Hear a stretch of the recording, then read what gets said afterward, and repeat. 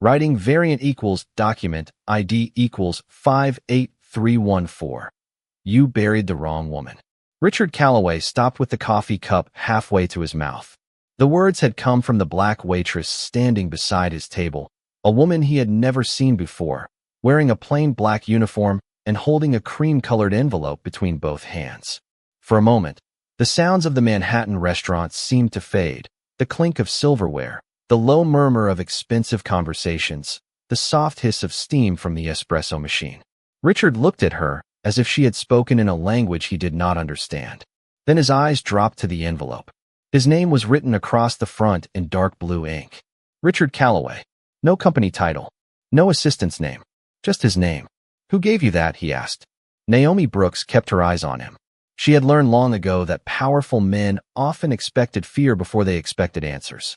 My father. Richard's expression tightened. Your father? Yes. And what does your father want with me? Naomi hesitated. Not because she was afraid of the question, but because she had spent 12 years carrying the answer without understanding it. He can't tell you himself. Richard stared at her. The man sitting across from him, his chief financial officer, gave a quiet, dismissive laugh. This is ridiculous, he said. Richard, don't let some waitress.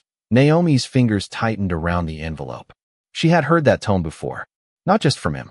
From customers who looked at her uniform, her skin, and her position before they ever looked at her face. She was the person who brought the coffee. The person who cleared the plates. The person people forgot the moment she walked away. But tonight, she had not come to be remembered. She had come because her father had left one final instruction before he died. If Richard Calloway ever walked into that restaurant, Naomi was to give him the letter. No matter how long it took. No matter what he said. No matter whether he believed her. Richard finally took the envelope. The paper felt strangely heavy in his hand. He opened it slowly. His eyes moved across the first line. Then the color drained from his face. The coffee cup slipped from his fingers and struck the marble floor, breaking the silence with a sharp crack. Naomi watched him read the sentence again. This time, his lips moved without sound. Richard looked up at her. For the first time that evening, the powerful CEO did not look angry. He looked lost. Where did you get this? He whispered. Naomi glanced toward the rain-streaked windows, remembering her father's final words. Then she looked back at the man who had spent 9 years believing his wife was dead. My father told me to give it to you, she said. He said you would hate me before you believed me. Richard's hand trembled around the letter. Outside, a black sedan had just pulled up. Naomi did not move. Through the rain-streaked glass, the stranger stood beneath the awning across from the restaurant, his dark coat damp at the shoulders, his face turned toward the window. She knew that face, not from the present, but from a photograph her father had kept inside an old metal box beneath his bed. The photograph had been faded at the edges, the colors softened by time, but the man in it had been unmistakable.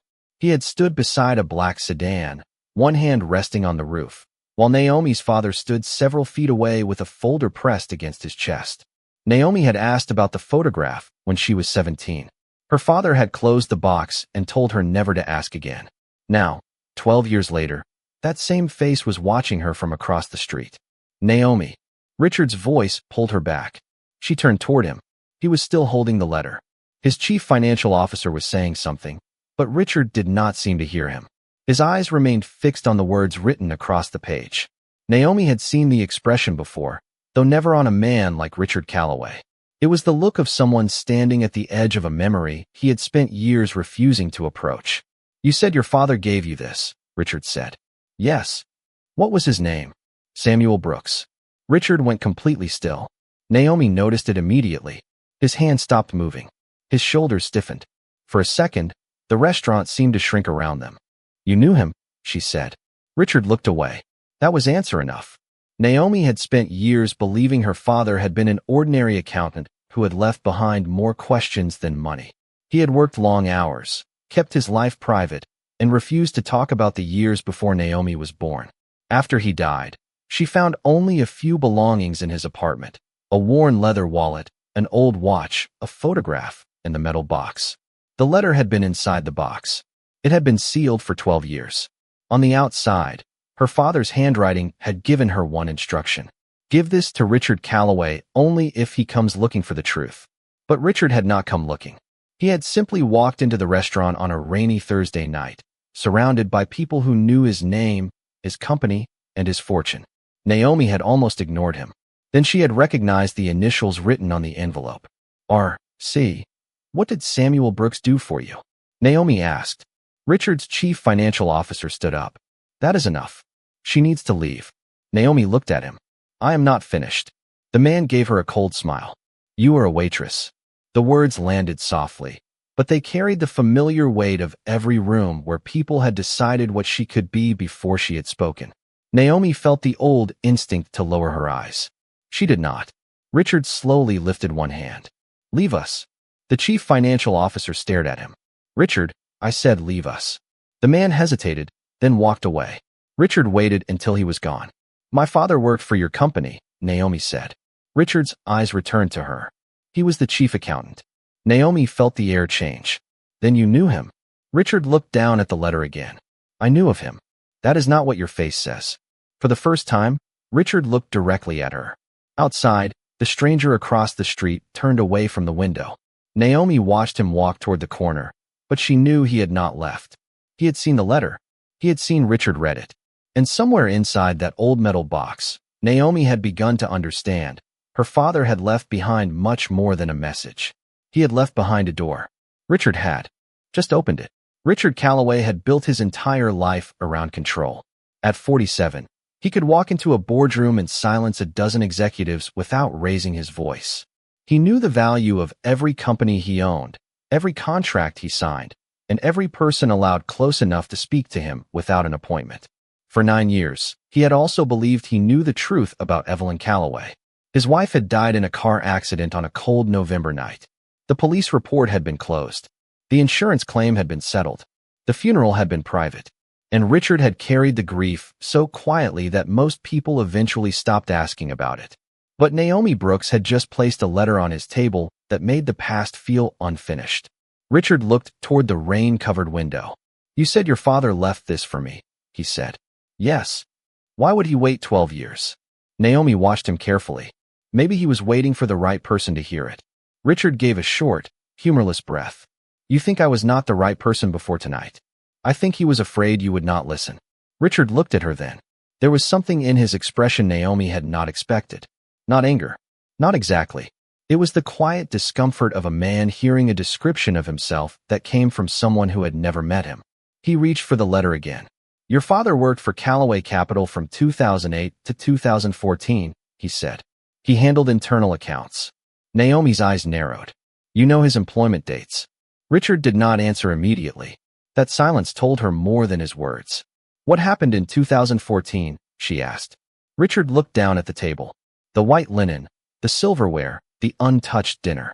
Everything around him looked expensive and carefully arranged, yet the letter in his hand seemed to have disturbed the entire room. Your father resigned. That is not what I found. Richard's eyes lifted. Naomi continued. I found a copy of a company letter. It said he was dismissed. Richard's expression changed. Where did you find that? In the metal box. What else was in it? Naomi thought of the old watch. The photograph. The envelope. The way her father's handwriting had become less steady on the final page. A photograph of you. Richard went quiet. And a photograph of Evelyn. The name seemed to pass through the room like a cold draft. Richard turned his head toward the window. My wife had nothing to do with your father. Then why did he keep her picture? Richard did not answer. Naomi had expected powerful people to be difficult. She had not expected silence to reveal so much. Richard finally stood and walked toward the glass. Far below, the city lights blurred in the rain. Evelyn believed someone inside the company was stealing money, he said. Naomi remained seated. How much? Enough to destroy the company if it became public. And my father found it. Richard turned around. Your father believed he did. Naomi studied his face. You do not sound certain. Richard looked at the letter again. The first sentence had already changed the night. But the next line was worse. It had been written in a different hand. A woman's hand. Richard read it silently. Naomi saw the color leave his face again. He looked at her. Where did you get this? He asked. Naomi answered softly. I told you. My father left it for you. Richard shook his head. No. I mean the second page. Naomi stared at him. There was only one page. For several seconds, neither of them moved. Then Richard slowly turned the letter over. A thin sheet of paper had been folded inside the envelope, hidden beneath the first page. He opened it. The handwriting was unmistakable. Richard knew it immediately. Naomi did not. But when she saw his expression, she understood that the woman who had supposedly been gone for 9 years had just spoken to him from the past. Richard stared at the second page as though the words had rearranged the room around him. Naomi could not see the handwriting clearly from where she stood, but she could see the way his thumb pressed against the edge of the paper. He had recognized it before he finished the first line. "That is Evelyn's handwriting," he said. Naomi's breath caught. The restaurant continued around them, unaware that a life Richard had buried for 9 years had just found a voice. "What does it say?" she asked. Richard did not answer. He read the page again. Then he folded it once, carefully, as if the paper itself could break. Naomi stepped closer. "Mr. Calloway, do not call me that." His voice was quiet. "Then tell me what it says." Richard looked at her. "You do not understand what you are asking. I understand that my father kept a letter from your wife for 12 years. I understand that you knew my father. I understand that you just looked at a page written by a woman you believe has been dead for 9 years. Richard's eyes hardened. "You believe?" Naomi held his gaze. "You were the one who said she was dead." For a moment, the old Richard Calloway returned. The controlled executive. The man who could close a conversation with one look. "You have no idea what happened that night." "Then tell me." He looked toward the entrance.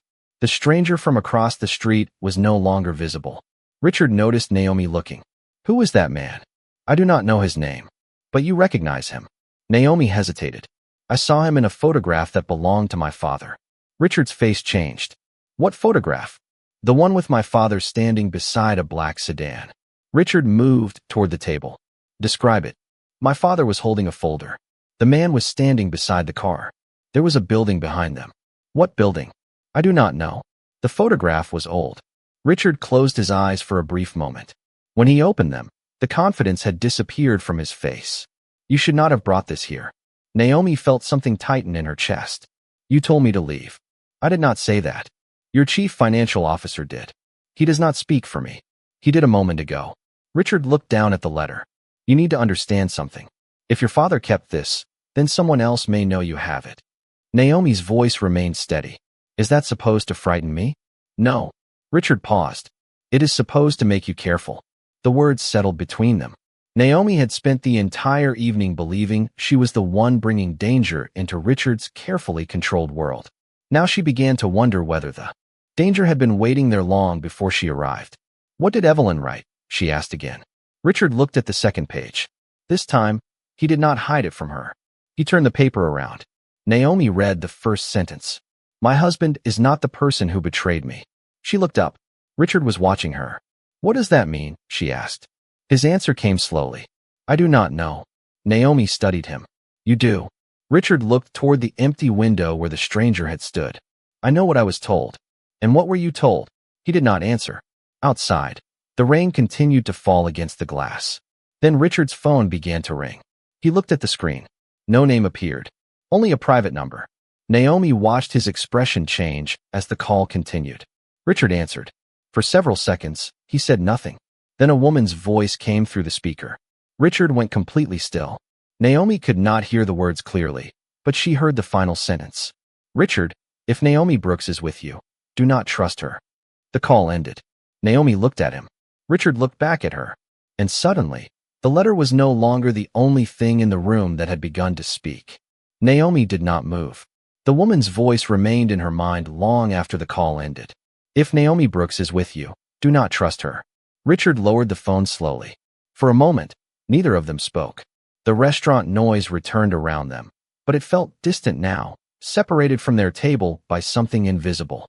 Naomi looked at the letter in Richard's hand. "You believe her?" Richard's eyes remained on the phone. "I do not know. That is not what I asked." Richard finally looked at her. "I do not know who to believe." Naomi felt the answer settle heavily between them. She had expected suspicion. She had expected anger.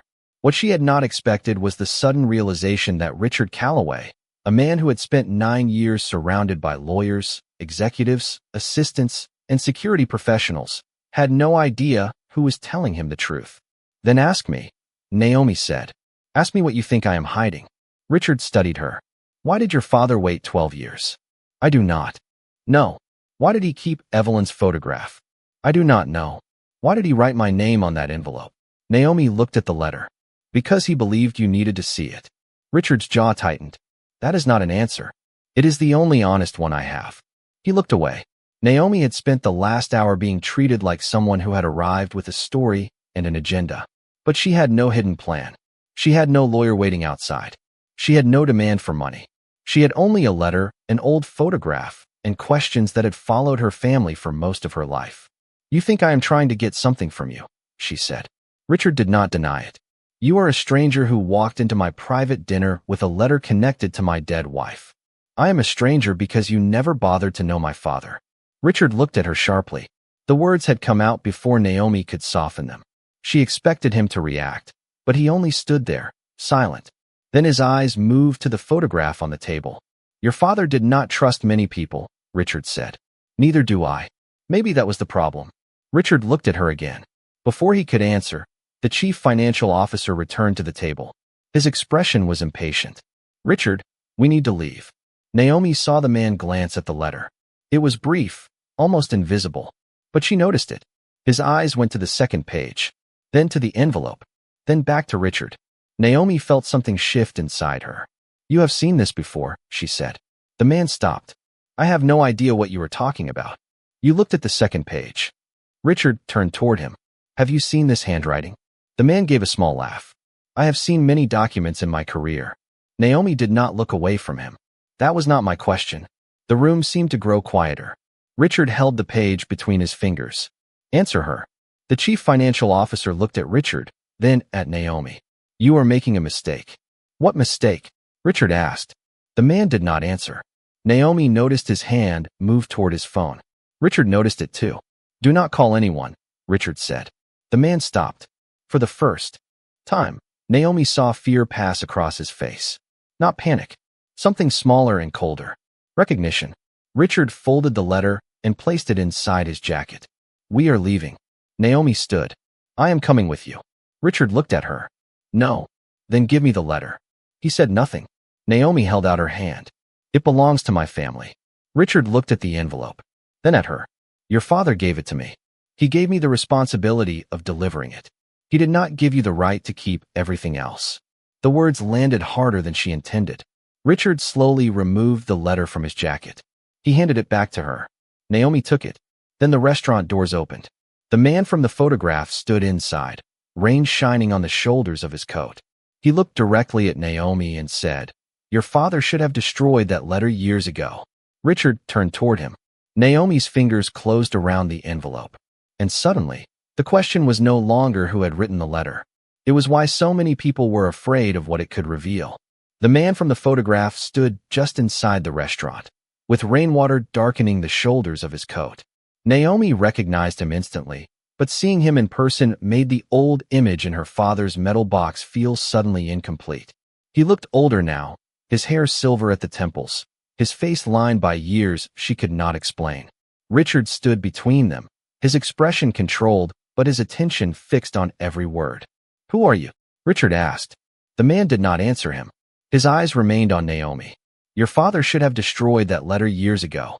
Naomi held the envelope against her chest. You knew my father? Yes. How? The man glanced toward the window. Not here. Richard's voice sharpened. You do not walk into my restaurant and tell me where conversations happen. The man finally looked at him. This is not your restaurant. Richard's expression changed. Naomi felt the shift immediately. The man had not said it with anger. He had said it with certainty, as if he knew something Richard did not. Who are you? Richard asked again. The man reached into his coat and removed a small business card. He placed it on the table. Naomi saw the name. Thomas Reed. Former senior auditor, Callaway Capital. Richard stared at the card. You left the company in 2014. I was asked to leave. You resigned. That is what the records say. Naomi looked between them. You both know each other. Richard did not respond. Thomas looked at the envelope in Naomi's hands. Your father trusted the wrong people. Naomi's voice was quiet. Did he trust you? Thomas paused. It was the first question that seemed to reach him. He trusted numbers. That was his mistake. Richard turned toward Naomi. You need to go home.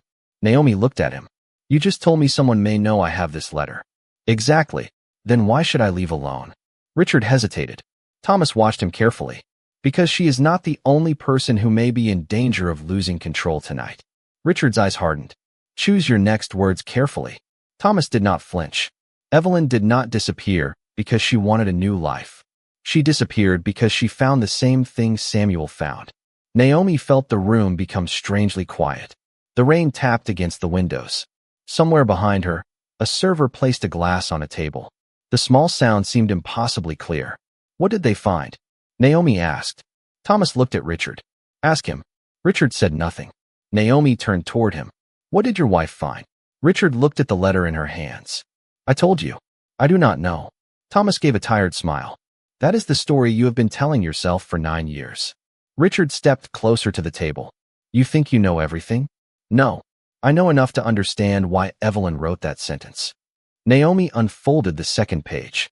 My husband is not the person who betrayed me. Beneath it was another line she had not noticed before.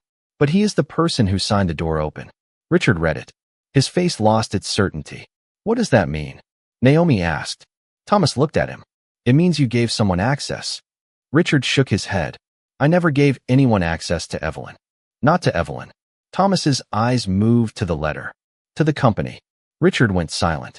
Naomi watched the two men, feeling the truth move between them like a shadow neither wanted to name. Then Thomas looked at her. Your father did not send you to Richard because he trusted him. Naomi's fingers tightened around the paper. Then why? Thomas answered softly. Because your father believed Richard was the only person left who could still choose what to do with the truth. Richard looked toward the rain-covered glass. For the first time that night, he seemed less like a CEO than a man standing alone in front of a locked door. Naomi looked down at the letter. The ink had begun to blur beneath her fingers. She realized she was not afraid of what the letter might reveal anymore. She was afraid of what Richard might do after he learned it. Richard did not answer. He stood beneath the warm restaurant lights with the letter in his hand, while rain continued to slide down the windows behind him. Naomi watched his face, waiting for the certainty she had seen when he first entered the room. It was gone. Thomas Reed had taken it away with a few sentences, and now Richard looked like a man trying to remember a door he had once opened and then forgotten. What did I sign? He asked. Thomas did not answer immediately. You signed an authorization in March of 2014. Richard's eyes narrowed. For what? A restructuring of the company. I signed hundreds of documents that year. This one gave temporary access to the internal financial archives. Richard looked at Naomi. That has nothing to do with Evelyn. Thomas's voice remained calm. Not at first. Naomi placed the letter on the table. Then tell us what happened. Richard turned toward her. You do not know what you are asking. Naomi held his gaze. I have been asking questions for 12 years. Nobody answered. The words were simple, but they seemed to reach deeper than anything else that night. Thomas looked down at the floor. Your father found irregular transfers moving through 3 companies connected to Callaway Capital. The amounts were not small. Millions of dollars had been moved over several years. Richard shook his head. I would have known. You were not supposed to know. I was the chief executive. Exactly. Richard stared at him. Thomas continued. The people handling the transfers used legitimate authorizations. Your signature appeared on the documents. Richard looked at his own hands. I did not authorize theft. I know. The answer came too quickly. Richard looked up. Then why did Evelyn write that I opened the door? Thomas turned to Naomi. Because someone used the authorization you signed. Naomi felt a chill move through her, though the restaurant was warm. Who? Thomas did not answer. Richard did. Daniel. Thomas looked at him. You are certain? Richard's voice had changed. My brother handled the restructuring. Naomi remembered the name from her father's notes. Daniel Callaway. It had appeared several times beside numbers and dates. She had never known why. Your brother? She asked. Richard nodded slowly. He was the chief operating officer at the time. Thomas placed both hands on the back of a chair. Daniel had access to the company systems. He also knew Evelyn had begun asking questions. Richard looked toward the entrance. Then why did she disappear? Thomas's eyes lowered. Because she discovered the money trail. Naomi looked at Richard. And you believed she was dead. Richard did not respond. The silence was enough. Naomi opened the envelope again. Beneath the second page was a small, folded photograph. She had not seen it before. She placed it on the table. Richard looked at it and stopped breathing for a moment. The photograph showed Evelyn standing outside a small roadside motel. She looked younger, tired, but unmistakably alive. A date was printed on the back. November 18th, 2014. 3 days after the accident. Richard touched the edge of the photograph without picking it up. "Where did this come from?" he asked. Naomi looked at Thomas. "My father kept it." Thomas shook his head. "No." Naomi turned to him. "What do you mean?" Thomas looked at the photograph. "Samuel did not take that picture." Richard stared at him. "Then who did?" Thomas finally looked toward the rain-covered windows. "Evelyn did." Naomi felt the room fall silent again. Richard looked at the photograph, then at the letter, then at Naomi. "She was alive," he whispered. Thomas nodded. "Yes." Richard closed his eyes. For 9 years, he had carried a grave in his mind. Now, for the first time, he had to consider that the woman he had mourned might have been waiting somewhere beyond the story he had been given. Naomi looked at him and understood the real question had finally arrived. If Evelyn had been alive after the accident, why had she never come home? Richard remained focused on the photograph, unable to look away from the woman he had spent 9 years grieving. The date on the back was impossible to ignore. November 18th, 2014. 3 days after the accident. Evelyn had been alive. Naomi watched him absorb the truth without saying a word.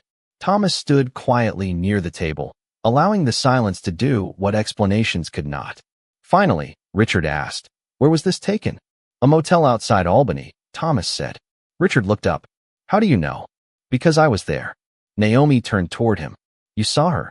Thomas nodded. "I saw Evelyn 3 days after the accident." Richard's face tightened. "Then why did you let me believe she was dead?"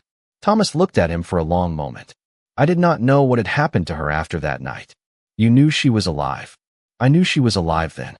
The distinction struck Richard harder than any accusation could have. Naomi looked at the photograph again.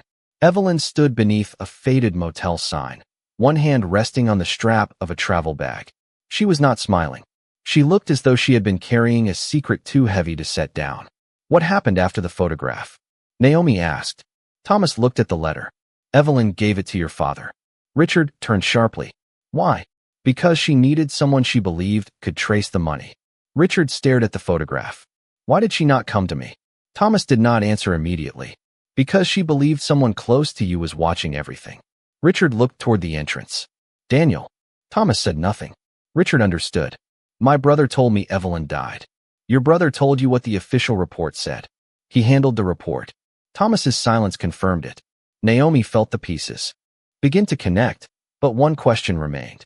If Evelyn trusted my father, why did he wait 12 years to give Richard the letter? Thomas looked at her.